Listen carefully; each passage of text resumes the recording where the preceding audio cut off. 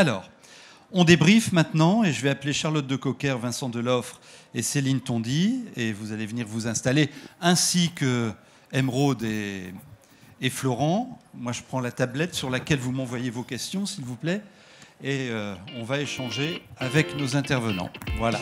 Venez vous installer. Oui, allez-y. Oui, en plus, vous avez 2 minutes là pour voir quelqu'un que vous devez choper avant qu'il ne parte et ensuite vous nous rejoignez. Bah, où sont-ils? Ah, ils arrivent, bah, qu'ils viennent alors. Voilà. Venez. Je pensais que je vous avais perdu. Alors, vous en reconnaissez 2. Je me suis assis, excusez-moi. Et nous avons 3 témoins qui vont réagir à ce que vous nous avez présenté. D'accord. J'ai pu m'asseoir 30 secondes. On m'a dit que je devais rester debout. Tu peux me donner, Alex, ça, là? Ouais, merci. Bah ouais, je dois rester debout. Bah oui, ils ont oublié un fauteuil pour moi. Merci. Alors, je vous présente nos 3 témoins, et puis je vais tout de suite vous demander peut-être de réagir à ce que vous avez entendu. Un commentaire, une question, une contre-info, comme vous voulez. Je vous présente au fur et à mesure. On commence avec toi, Charlotte. Mais bien volontiers. Bonjour. Journaliste, animatrice, écrivain. Alors, elle anime une émission sur la RTBF, radio. Oui. Et sur le réseau des télés locales, une émission Terre de France. Elle a pris la succession de Jacques Legros là-dessus. Par ailleurs, écrivain. Aussi. Écrivaine, oui. Voilà. Et puis, avant, une expérience dans l'entreprise, sur la com d'entreprise. Oui, j'ai passé 8 ans dans un regroupement d'entreprises, un club d'entreprise que je dirigeais. Voilà. Alors, un commentaire, une remarque, une question sur ce que tu as entendu? Moi, ce qui m'a beaucoup intéressé, c'est la notion d'humain. Parce que je l'ai beaucoup entendu et quand j'avais réfléchi à ce dont on allait parler aujourd'hui, je me disais que finalement, le plus important, c'était ça. Quand on pose des questions de est-ce qu'il faut monétiser, est-ce qu'il ne faut pas monétiser, on peut faire des généralités, mais au final, ça reste des gens qu'on a en face de nous et une relation qui se crée. Et quel que soit le domaine, en fait, on revient toujours là-dessus. Est-ce qu'on t'a déjà explicitement sollicité pour influencer?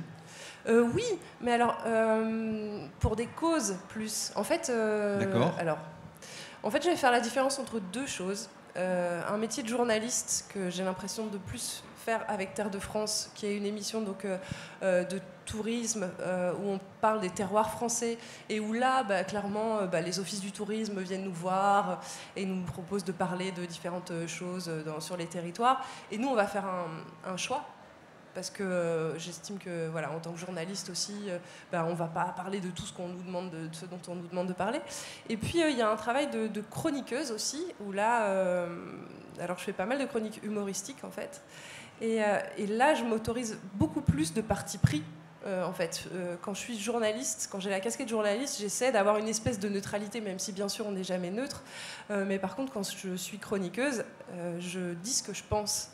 Et tu prends parti. Et je prends parti toujours. Sur tel ou tel sujet.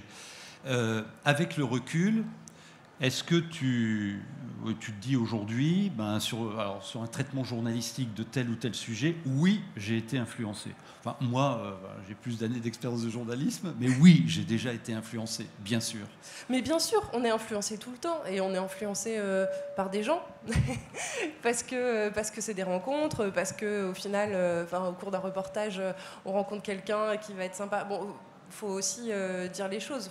Cette émission, c'est une émission qui est basée sur les rencontres. Parfois, on n'avait pas prévu de parler de quelque chose, et puis finalement, ça se fait parce qu'on sent qu'il se passe quelque chose et qu'on a envie de montrer ça aussi à la caméra. Alors, une question peut-être ou là, non, à ce stade, pas a priori, non. Bon. Mais ce que tu découvres là ce soir, moi je découvre un peu quand j'ai lu des choses pour préparer cette rencontre, il y a de la mécanique derrière, il y a de l'expertise, on nous rate pas, quoi. C'est pas juste comme ça. Et en tant que journaliste, chroniqueur, animateur. Ouais, alors en fait, moi je me suis L'intérêt d'être vigilant, enfin non? Oui, oui, oui. Et surtout, en fait, on est des professionnels et tout le monde finalement est un professionnel. On peut avoir l'impression que c'est des trucs qui sont un peu, comment dire, spontanés, etc. Oui, il y a de la spontanéité, mais je me suis demandé, moi, par exemple, à quel moment je pouvais être une influenceuse. Alors, j'aime pas trop ce terme parce que, voilà, mais bien sûr que si, j'influence.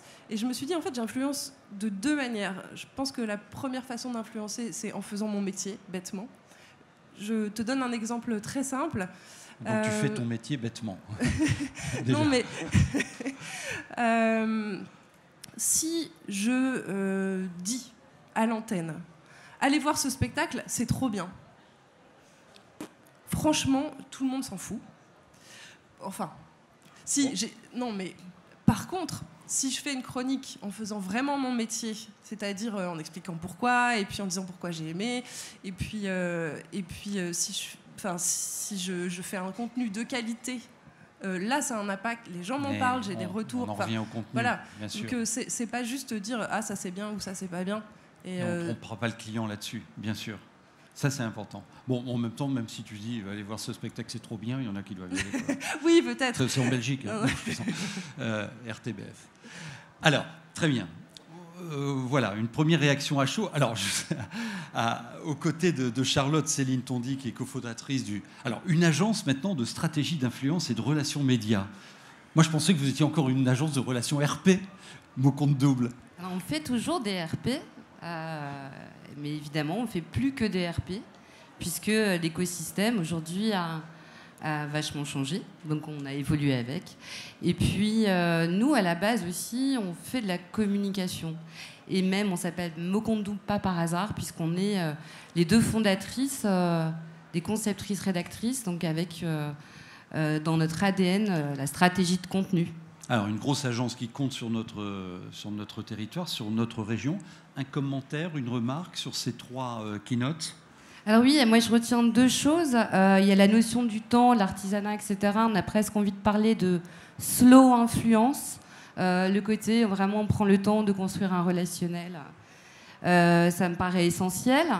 Et par contre, un grand oublié et des grands oubliés dans l'influence, sauf peut-être dans la dernière intervention, où l'influence ne se joue pas uniquement sur sur les gens qui ont des communautés sur les réseaux sociaux.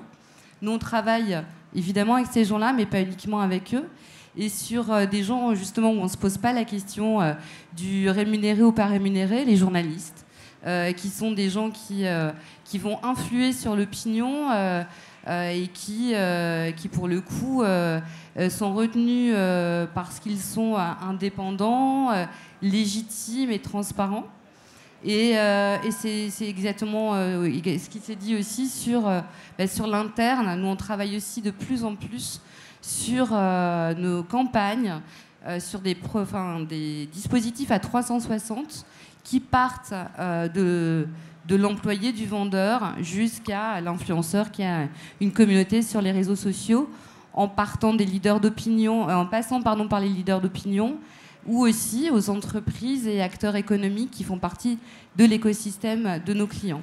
Est-ce que vous avez déjà été interrogé sur des démarches d'influence intra-organisation? Oui. Une entreprise qui dit j'ai une communauté de 1500 salariés et de 12 000 clients. Comment les faire adhérer B2B, sur telle idée?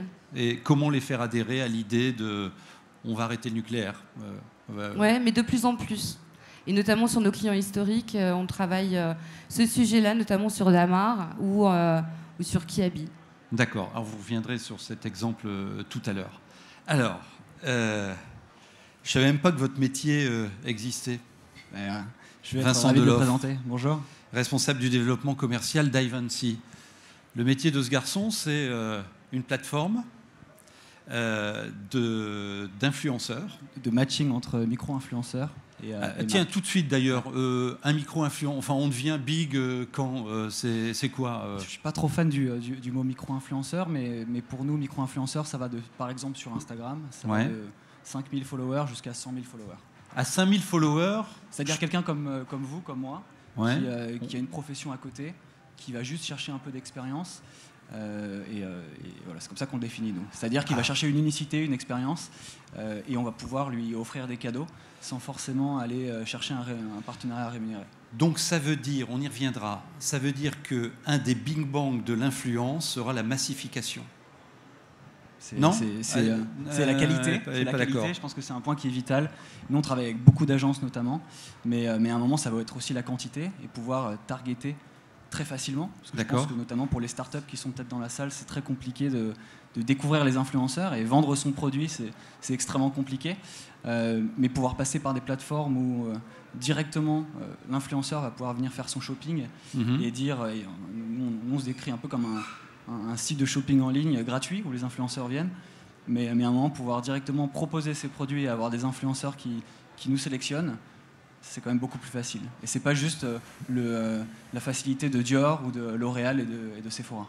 Donc votre métier, votre plateforme, c'est Open Bar.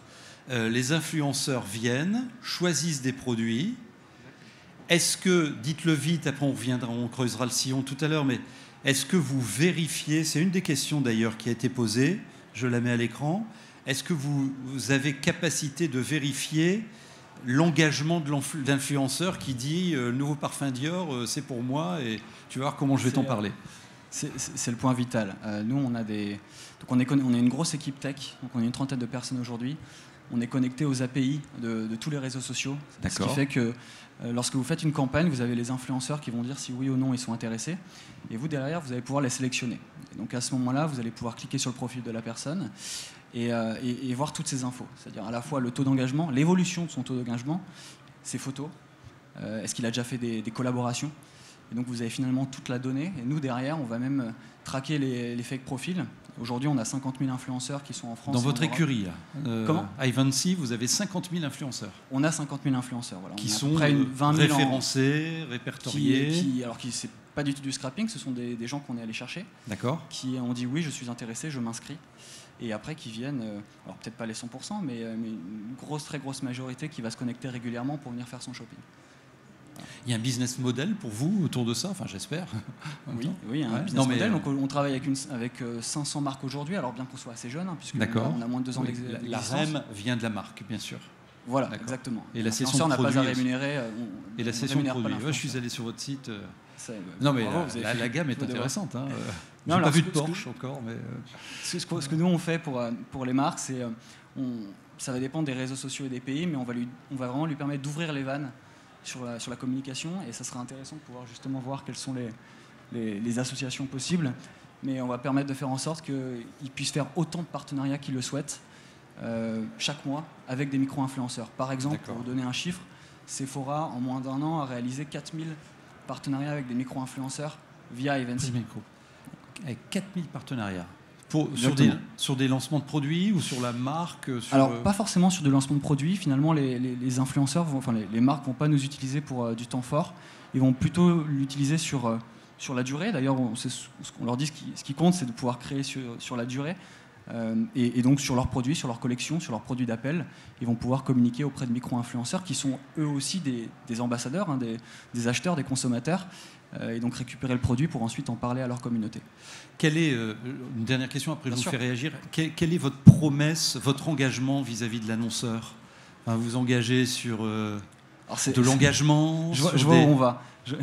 On s'engage, alors, du point de vue légal, vous voulez dire, ou au niveau de... Non, quand vous signez un contrat, je vous promets X cas d'engagement, Y, je sais pas quoi. C'est quoi vos indicateurs et vos engagements vis-à-vis de l'annonceur ? On promet rien. On promet rien. On sait généralement que ça va marcher. Surtout, avec les 500 clients, il n'y en a qu'un seul avec qui on n'a pas réussi à offrir des influenceurs parce que c'était vraiment un cas particulier. Et on n'avait pas les bons influenceurs. Mais sinon, on a toujours au moins 30 à 40 influenceurs par campagne qui vont se manifester et un reach minimum de 1 million. Après, il y a 2 approches pour les annonceurs. Il y a une approche héroïste et une approche de reach, mais je pense qu'on aura l'occasion d'en revenir. C'est sur le panneau à l'entrée. Voilà. Le ROI, mère de toutes les batailles. C'est 2 choses différentes. C'est-à-dire qu'une start-up va chercher chez nous plutôt du fil rouge et de se dire moi, je veux de la vente directe. Et donc, nous, on leur conseille à ce moment-là d'utiliser Ivancy, mais de mettre des bons d'achat pour maximiser les ventes derrière, et ça marche très bien. 1000 € investis, 10 000 qui en ressortent. Et après, pour des L'Oréal, Sephora, ça va être plutôt sur le long terme, et ils cherchent plutôt de la visibilité par rapport à leur marque concurrente. Un commentaire, une réaction, une question sur nos 3 keynotes? Oui, moi j'avais une question pour toi, Emeraude. C'est sur les takeovers. Alors, toute franchise, nous, j'en ai une de questions là-dessus. Sur nos réseaux sociaux, on essaie nous aussi de faire des takeovers. C'est quelque chose de très compliqué. Et bien qu'on arrive à créer du lien avec les influenceurs, on est bien placé pour créer du lien avec eux. Voilà, comment ça fonctionne? Comment ça fonctionne? Comment est-ce que tu les briefes? Quelle liberté tu vas leur donner? Comment est-ce que tu crées cet entonnoir Et là-dessus, une question de la salle, c'est peut-être vous qui l'avez écrite, hein, le takeover certes, mais un influenceur peut-il suffire? Vous avez 2 heures. Alors, le takeover, c'est vraiment la technique qu'on préfère le plus, et on peut l'investir quel que soit le secteur, quel que soit votre univers, quel que soit l'influenceur. Alors, c'est pas une technique que l'on va faire dès le départ, lorsque vous allez choper votre influenceur. C'est pas la première chose qu'on va lui proposer, parce que ça demande une énergie, ça demande un vrai travail, en fait, finalement, à réaliser. Donc, ce qu'on propose, c'est carte blanche. Tu viens sur nos réseaux sociaux et ta carte blanche. Si tu es en phase avec les idées de la marque, ce sera beaucoup plus facile. Donc, plus vous allez laisser de liberté finalement avec votre influenceur, moins ce sera charté. Finalement, on va reprendre sa charte éditoriale à lui, on va reprendre ses codes, on va reprendre ses photos, sa manière de faire de la vidéo. Voilà, on lui dit, tu te balades, c'est comme sur tes réseaux sociaux, sauf que c'est pour une marque. Mais plus voilà, vous allez lui laisser sa créativité, plus il va s'engager finalement un petit peu avec vous. Donc, voilà. Le takeover, c'est pas très compliqué. Il faut juste que la relation elle soit vraiment très très forte. Donc au moins travailler avec lui depuis déjà 1 an et demi, 2 ans peut-être. Nous, le takeover, on l'a investi il y a déjà 1 an. Mais voilà, ça faisait déjà 2 ans qu'on avait une base d'influenceurs assez qualifiée, très très engagée. Parce qu'oubliez pas, le but, c'est l'engagement. Le but, c'est de faire switcher finalement les mentalités aussi des consommateurs, qu'ils deviennent, qu'ils voient votre produit, ensuite qu'ils aiment votre produit, qu'ils interagissent avec lui, et ensuite les amener un petit peu à la consommation. Mais pour faire ça, il faut aussi que les influenceurs soient autant engagés que la communauté dite. D'accord. Ok. Oui, Raymond? Oui, vous avez un commentaire? Non, pas de commentaire. Ah d'accord. Sur ce premier tour de piste, ça va? Alors, il nous reste 44 minutes. Il nous fout la pression avec le chrono. Je prends 10 minutes pour voir quelques questions transverses là, sur tout ce que j'ai entendu. Vous nous racontez l'exemple de Kiabi ou de Leroy Merlin. Qu'est-ce que vous leur proposez? Comment ça marche? Quels résultats? Après, j'ai pas mal de questions de la salle, d'accord? Et puis on fera une petite synthèse de tout ça. Et n'hésitez pas à réagir. Alors, Leroy Merlin ou Kiabi? Kiabi, Leroy Merlin, vous choisissez? Parler de Leroy Merlin. D'accord. Donc on travaille depuis 10 ans en RP produit pour Leroy Merlin. Et on a engagé à leur côté, il y a 2 ans, une campagne d'influence. On a constitué autour d'eux une team d'influenceurs qui étaient sélectionnés parce que c'était des gens qui savaient faire des choses de leurs mains. Alors pas du DIY masking tape sur une boîte de conserve, mais des gens qui bricolaient à partir de matériaux que l'on retrouve dans les rayons Leroy Merlin, c'est-à-dire une planche de bois, des vis, des clous, de la peinture, etc. On les a sélectionnés et on les a rencontrés, fait travailler et plancher avec la marque sur un projet concret qui était on va monter un appartement éphémère pendant 15 jours à Paris qui est dédié à la génération Y. Leroy Merlin ne vend pas de meubles. Est-ce que vous pouvez, pour nous, à la fois dire, vous qui êtes de la génération Y, ce que vous attendez d'avoir dans un appart, en aménagement, et également ce que vous pouvez construire comme meuble pour équiper en partie cet appartement. Cette collaboration a commencé donc comme ça. Les influenceurs ont réalisé pour nous des modèles uniques de meubles, d'objets déco qu'on a rassemblés sous un nom qui s'appelle les Make It et qui ont été exposés dans le cadre de cet appartement éphémère qu'on leur mettait à disposition aussi pour qu'ils puissent inviter leur communauté. Ils ont partagé les tutoriels en ligne, la marque a partagé les tutoriels, etc. Donc de ce petit événement, on est arrivé... Numériquement, c'est quoi la team? C'est combien de personnes? C'est 6 personnes. Ah, 6 personnes. On est parti de... Il ne faut pas se planter, là. On est parti de 6 personnes avec des gens qui étaient déjà en partie influents sur les réseaux et d'autres qui ne l'étaient pas du tout, mais qui avaient un vrai talent. Notamment, moi je pense à Pierre Lotta, qui est un designer qui avait un vrai concept, qui était un objet 1 minute, quasiment inexistant sur les réseaux sociaux, mais qui avait une idée forte et puissante. Et donc, on les a embarqués dans l'aventure. Et peu à peu, on a continué à développer ces contenus-là. Et aujourd'hui, 2 ans après, on a abouti à ce résultat qui est la marque s'est totalement réappropriée, Leroy Merlin, le concept du Make It. Il y a aujourd'hui à peu près 250 contenus Make It qui sont proposés à la fois sur le site leroymerlin.fr, dans les magasins, qui sont en partie créés par les influenceurs, mais pas uniquement. On a abouti à l'édition d'un livre qui s'appelle Le Simplissime, qui a un vrai succès d'édition sur la base de ces Make It. Il y a bientôt une petite surprise Make It que vous allez voir arriver si vous êtes lillois dans une rue lilloise. Il y a, et on continue vraiment à construire. En fait, le deal, c'est les influenceurs nourrissent la marque et la marque nourrit les influenceurs en co-construction de contenu. C'est vraiment comme ça que ça se passe. Charlotte, et après j'ai une question là-dessus de décryptage à Raymond. Oui. Ouais, j'avais envie de rebondir sur ce que tu disais parce que je trouve qu'il y a un truc vraiment intéressant dans ce partenariat avec Leroy Merlin, c'est que tu sollicites la créativité de personnes. Et en fait, les artistes adorent ça. Enfin, en tout cas, bon, je vais parler pour moi. Alors, on l'a pas dit, mais je suis aussi humoriste. Et en fait... et d'ailleurs, voilà son show. Et d'ailleurs, non. En fait, moi, j'ai fait une fois, voilà, un sketch sur les boules qui est. Bon, c'était les 100 ans... Tu citais la marque? Oui, oui. Ouais. Ben oui, parce que voilà, enfin, c'était mon sujet. C'est comme le frigo. Et je m'en fiche. T'es dispo pour Damar ou pas? Parce qu'on en a 65 ans cette année. Eh ben oui. Non, mais moi, il n'y a rien qui m'excite plus que la contrainte. J'ai fait des chroniques sur... des sketchs sur les francs-maçons, ok, ça c'est plutôt un sujet tarte à la crème, mais sur les chiens... Grosse machine de guerre d'influence. Mais c'est formidable, et à partir du moment où on trouve...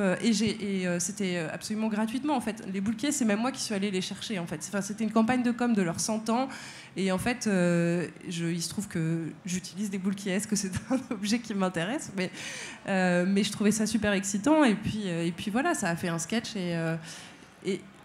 et je pense qu'il y a beaucoup de gens qui aiment bien aussi être sollicités, avoir un peu des défis créatifs comme ça. Mais tu es allé loin parce que tu as fait de l'influence autour de ça, tu es allé loin là-dedans, parce que tu as eu aucune imposition d'une marque ou d'une agence dire on va vous raconter la boule qui est. Par contre, là... Tu l'aurais pas fait. Je l'aurais pas fait si on m'avait dit, alors ce serait bien de dire ça et de dire ça. Ça veut dire aussi que c'est sûr que... je pense que les gens n'ont pas les gens de chez Boulkies n'ont pas forcément aimé tout ce que j'ai dit, mais en même temps, s'ils m'avaient demandé de dire que des trucs sympas et de faire que des blagues, alors surtout pas de politique, pas de cul et pas de, j'aurais jamais eu envie de le faire, mais ils y retrouvent leur compte. Mais voilà, je pense qu'ils y retrouvaient leur compte. Donc on entend aussi que la marque doit être à l'affût de tous ces trublions médiatiques un peu partout, qui peuvent s'approprier leurs choses, oui, parce qu'au final, concrètement, il y a quand même 400 000 personnes qui l'ont entendu, ce truc-là. Bien sûr. Même si je parlais un peu de cul... D'autant qu'il n'y a rien qui t'excite plus que la contrainte. Exactement. C'est ce que tu as prononcé il y a quelques minutes. Du coup, j'ai oublié la question que je voulais vous poser là, quand Céline, mais elle va me revenir dans... Si. L'exemple de Leroy Merlin, il démarre, j'ai l'impression que la stratégie n'est pas écrite jusqu'au bout. Non, elle se construit vraiment avec eux. Donc, oui, il se construit. Il faut bien se dire qu'on peut aller loin dans une stratégie d'influence, mais ne blindez pas tout au départ, quoi. Absolument. Il faut être flexible et se montrer flexible à toutes les étapes du parcours client, sur toutes les plateformes qu'on va utiliser pour le message. Et ça peut vous amener des belles histoires. Absolument. Imprévues au départ. À la fois pour la marque et à la fois pour les influenceurs. Ouais. Ouais. Donc le bouclard que vous allez installer à Lille, c'était peut-être pas un des points de force de la stratégie au départ. Mais ça s'est imposé. Parce qu'à travers toutes les étapes d'une stratégie, on va découvrir éventuellement d'autres influenceurs, des micro-influenceurs qui pourront intervenir et qui pourront corroborer le message et qui pourront le diffuser à leur tour dans leur réseau. 2-3 questions que je vous livre en pâture et répond qui veut. Hein. Allez-y. Oui, il y a eu un autre moment animé dans la journée sur chacun d'entre nous est-il un média. Enfin, jusqu'où on va dans le repérage des influenceurs. Alors, ta grand-mère est influenceuse, ok, mais jusqu'où on va. Enfin, est-ce qu'il y a des données là-dessus ? En fait, aujourd'hui, je pense que je rejoins d'ailleurs ta stratégie, c'est qu'on travaille qu'avec les micro-influenceurs quasiment. Alors pour 2 raisons. Non seulement on a eu des très mauvaises expériences lorsqu'on a lancé la Mavelours, on s'est lancé dans le marketing d'influence et malheureusement on a eu nos premiers échecs. Les échecs, ça a été toujours avec les macro-influenceurs. Je vous donne 2 exemples. À un moment... on était en phase avec NBC Universal. On travaillait avec 2 influenceurs très connus sur YouTube, dont je ne citerai pas les noms peut-être, mais qui sont vraiment dans la création de contenu sur l'entertainment. Donc on s'est dit, super, ça match. Ça matchait tellement bien qu'on les emmène en Pologne, découvrir finalement les coulisses des séries de NBC Universal, à voir sur Sci-Fi, E-Entertainment, etc. Le lieu de tournage, en tout cas, a été en Pologne. On les emmène là-bas. Ils se trouvaient pas forcément drôles, en fait, sur les contenus. Du coup, ils ont annulé, finalement, le contrat qui était acté, 50 000 € qu'ils nous ont demandé. Et finalement, pour mentionner, on leur demande, s'il vous plaît, essayez de mentionner @Sci-Fi France. Et finalement, ça a été mentionné @Sci-Fi. Alors tout le trafic, finalement, tout le travail qu'on a mis en place, quasiment plus de 2 mois, tout le trafic a été amené sur le site internet américain. Donc comme quoi, ça a été un coup d'épée dans l'eau. Donc aujourd'hui, c'est pour ça ce petit travail artisanal est vraiment extrêmement important. Moi, j'aime bien l'idée de travailler aussi sur des plateformes, mais qu'avec des micro-influenceurs, ou encore ce petit travail artisanal, on connaît bien les gens, on essaye de savoir un peu ce qu'ils font. Ça a beaucoup plus de valeur. Oui, bien sûr. Autre question, oui, Charlotte. Sur la question de tout le monde est-il un média, moi, je ne peux pas m'empêcher de dire quelque chose. C'est-à-dire que quand même, quand j'entends média, j'entends aussi journaliste. Alors, il y a des médias où il n'y a pas de journaliste, mais en fait, il y a quand même un métier qui s'appelle journaliste, dans lequel il y a une chose qui n'a pas forcément, et qui est un peu différente, c'est des règles de déontologie. Et je pense qu'il faut faire quand même très très attention à ne pas tout mélanger. Et moi, je fais vraiment une distinction entre le métier de journaliste, le métier de chroniqueur où tu donnes ton avis, parce que c'est pas ça. Quand tu es journaliste, tu n'es jamais objectif, mais par contre, tu montres avoir, avec ta transparence, ton inobjectivité. Alors que quand tu es chroniqueur ou quand tu es blogueur, ou pas du tout. Tu as complètement raison, d'autant qu'on reçoit en ce moment, alors c'est la mode, des communiqués de presse où souhaitez-vous une interview de monsieur Machin, président de la société Truc, qui est très en avance sur la RSE, l'économie sociale et solidaire, avec une politique de recrutement, et ça pue et en plus, je vais te parler de mon produit. Il faut faire gaffe à ça, hein. Oui, non, mais nous, on fait gaffe à ça, effectivement. Mais c'est vrai que le journaliste, on oublie à quel point il est influenceur. Enfin, 20 heures de TF1, ça ramène encore 5 à 6 millions de téléspectateurs. Combien de temps ça va durer ? Oui, mais c'est déjà... qui sont des téléspectateurs captifs. La Voix du Nord reçoit 12 millions de visites sur son site par mois. Il y a quand même toujours... Si c'est écrit dans le journal, c'est vrai. Bien sûr, il y a une défiance sur les fake news, etc. Et le journaliste, effectivement, n'est pas payé pour ça. Et même si il donne son point de vue, en plus, il il a le temps de déployer son histoire, son reportage sur... Une enquête contradictoire, voilà. Et ensuite, l'article peut être d'une certaine longueur, ou le reportage, 2 minutes sur un 20 heures, ça a un impact. Je ne sais pas si vous avez déjà été dans le journal un jour ou si vous avez votre photo, mais d'un seul coup, votre voisin vous reconnaît, la boulangère vous dit bonjour, et puis il y a votre mère qui vous appelle. Donc, et au-delà de ça, les journalistes sont des influenceurs avec effectivement des règles déontologiques à respecter en tant qu'attaché de presse.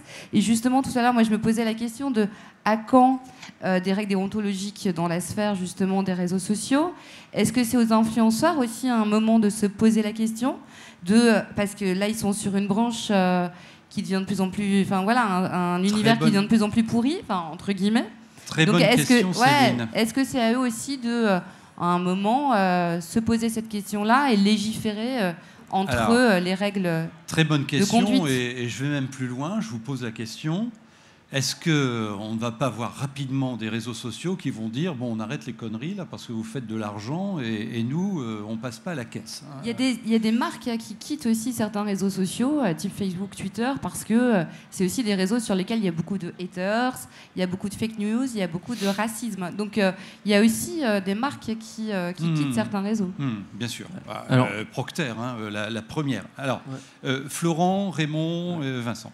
Si possible, moi j'aimerais juste qu'on revienne 2 petites secondes sur le terme média qui a en fait beaucoup évolué, qui est plus très Après, vrai. on traite sa question, elle est importante. En fait, quand tu posais la question, est-ce qu'on est tous un média au final ? Donc oui, en 2018, on est tous un média, puisque Facebook est un média, Twitter est un média, mais il ne correspond plus aux médias qu'on connaît en tant que journaliste. C'est exactement ce que tu as dit tout à l'heure. Mais en fait, non. Maintenant, la possibilité de création, elle est tellement forte et simple. Enfin, moi, en septembre, j'ai lancé Made in Lille. Il m'a fallu quasiment rien. Il m'a fallu 10 minutes pour le faire. Je peux lancer un compte Twitter. En 5 minutes, c'est bon. Je peux avoir une communauté déjà active. Ça peut être très facile de la capter. Et on appelle ça un média. Alors qu'en fait, c'est un support. C'est vraiment des nuances à adapter, à adopter et à intégrer.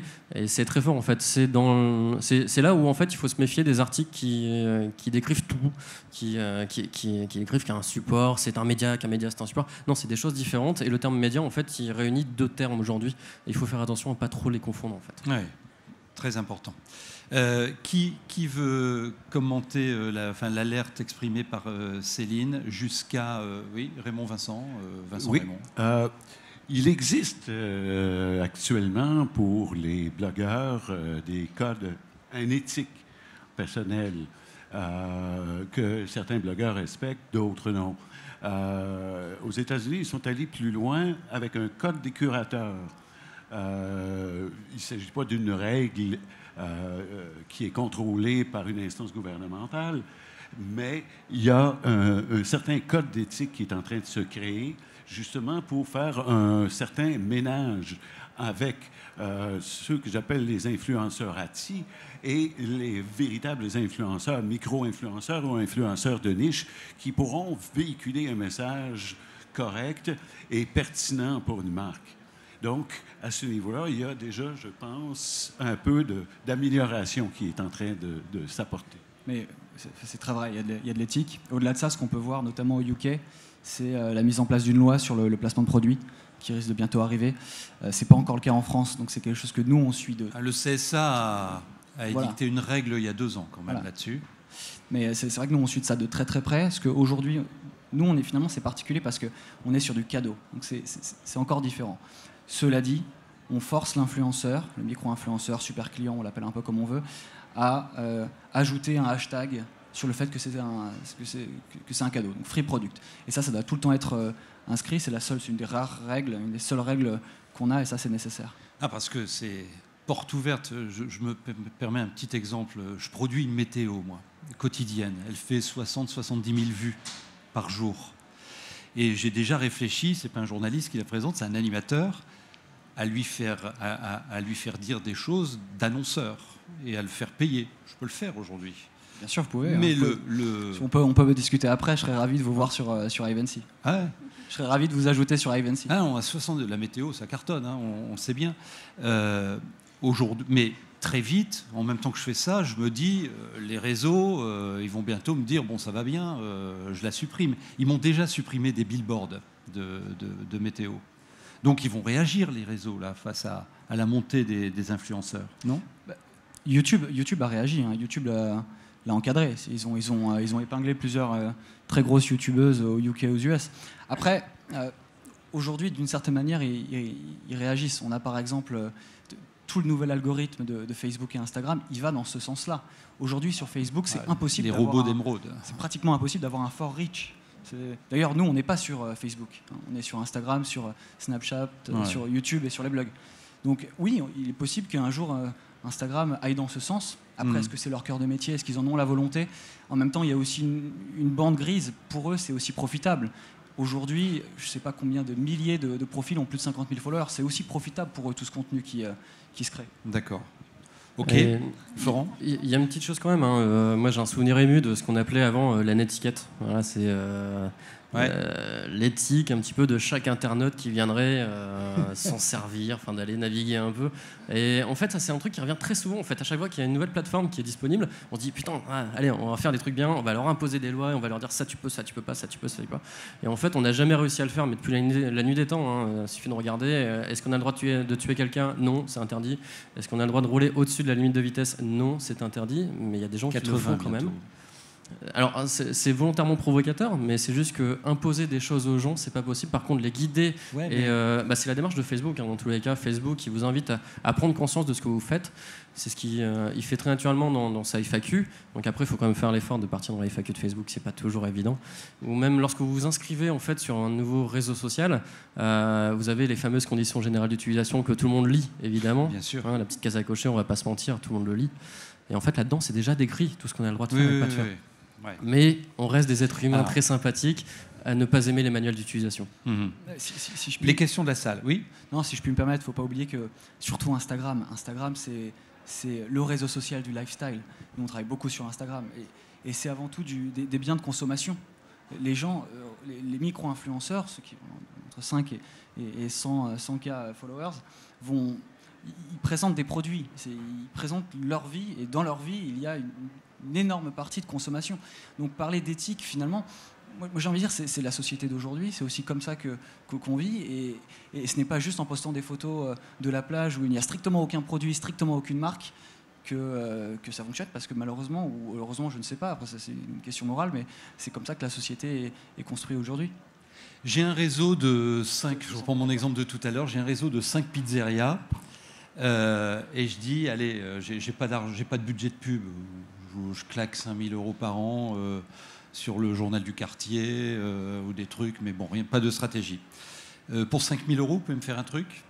Je peux avoir un accompagnement d'influence ? Alors moi, je te donne un accès pendant 5 mois à notre plateforme, et sur la région, donc c'est à Lille, sur la région lilloise, tu pourras targeter autant de micro-influenceurs que tu veux. Donc je peux faire quelque chose. Je peux faire quelque chose. Tu peux faire quelque chose, ouais. D'accord. À quoi ça va te servir ?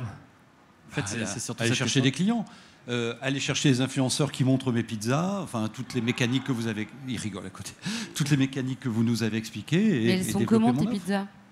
Elles sont super. En quoi elles sont plus super que les autres ?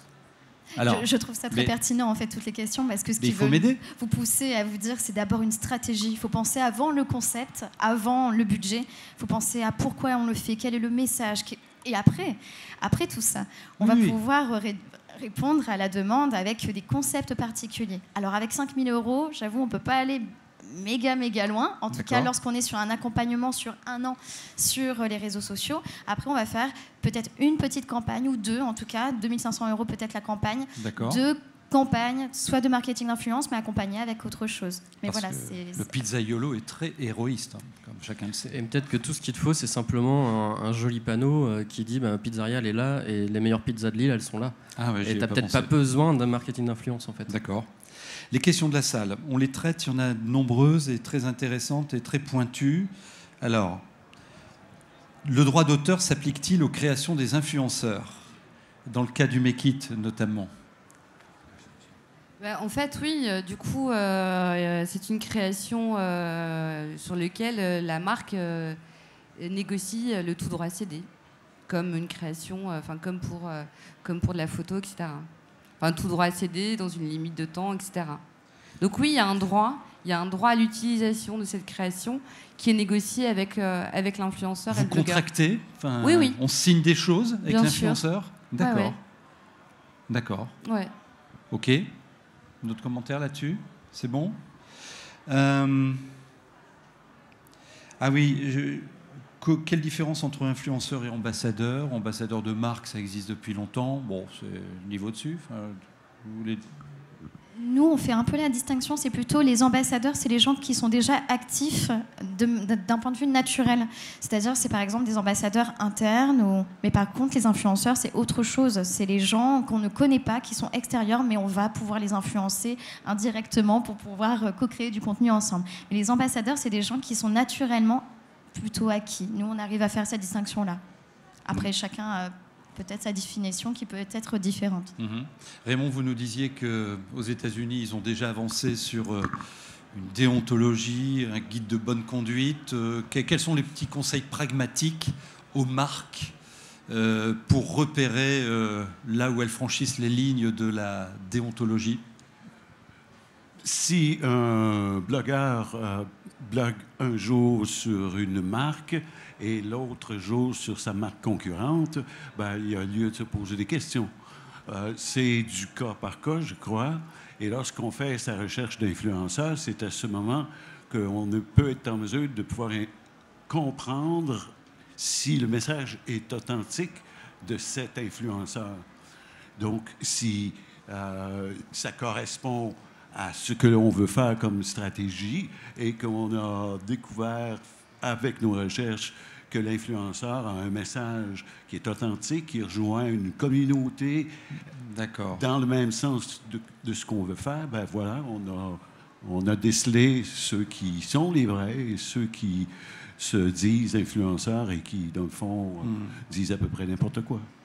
Question suivante, elle n'a pas été formulée comme ça, mais ça veut dire ça. Comment vous repérez les piques-assiettes? En fait, ils sont assez directs. Moi, par exemple, j'ai l'expérience récente chez Leroy Merlin, un influenceur, youtubeur lifestyle, qui apparemment aurait posté une première vidéo, une photo sur Instagram sur le fait qu'il retape sa maison, m'appelle pour savoir si Leroy Merlin pouvait lui faire de la dotation de produits, en me citant d'autres marques qui lui avaient généreusement fait de la dotation de produits sur des fenêtres, des portes, des machins, des trucs. Et là, pour le coup, voilà, c'est quoi son appétence avec la marque. Nous, on lui a expliqué la manière dont on fonctionnait sur une relation influenceur. Je pense que, du coup, il est allé taper à la porte à côté. Il a dû aller voir Castorama, quoi. Donc, lui, il est là juste pour récupérer du parquet. Je connais un journaliste que connaît BAP aussi, d'ailleurs, ça me permet de remercier BAP avec ses excellents dessins, qui n'a jamais payé un sous-vêtement.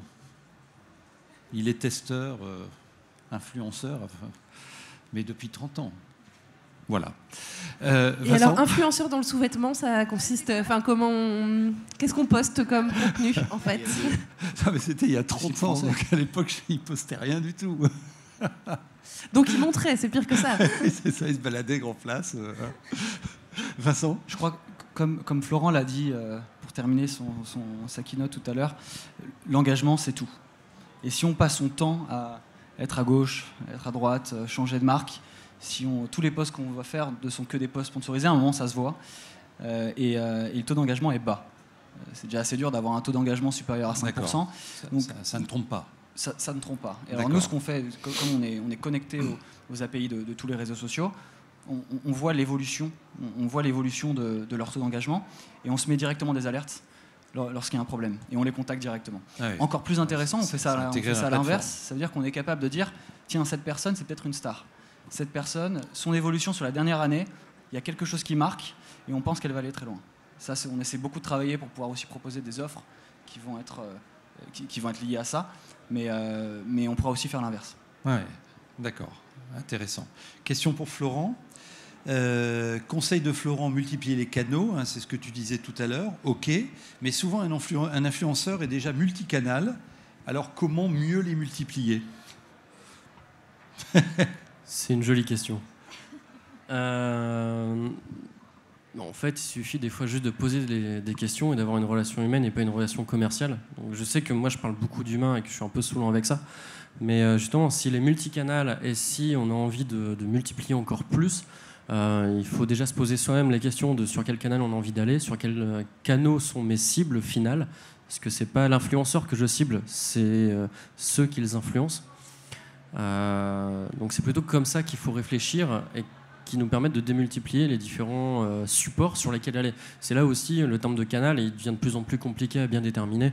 C'est qu'un canal peut réunir différents médias et tout se confond au bout d'un moment. Et ce qu'il faut juste savoir, c'est qui on a envie de toucher réellement. Qui est notre acheteur ou qui est celui qu'on doit convaincre. Donc on doit passer par un intermédiaire de confiance, qui est l'influenceur, et qui peut être sur différents canaux de confiance, donc Facebook, Twitter, Instagram, les blogs, la vraie vie, tous ces canaux-là. Et pour les multiplier, suffit de se poser d'abord à soi-même les questions de où je veux aller en fait, et pas vers où l'influenceur peut m'emmener. C'est moi où est-ce que j'ai envie d'aller, et des fois c'est pas l'influenceur que j'ai choisi qui peut m'y emmener.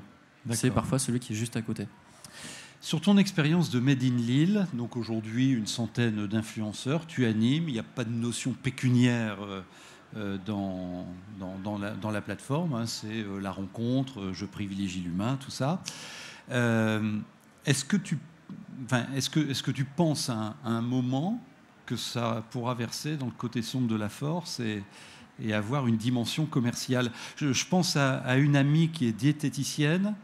Elle a créé sur LinkedIn son truc.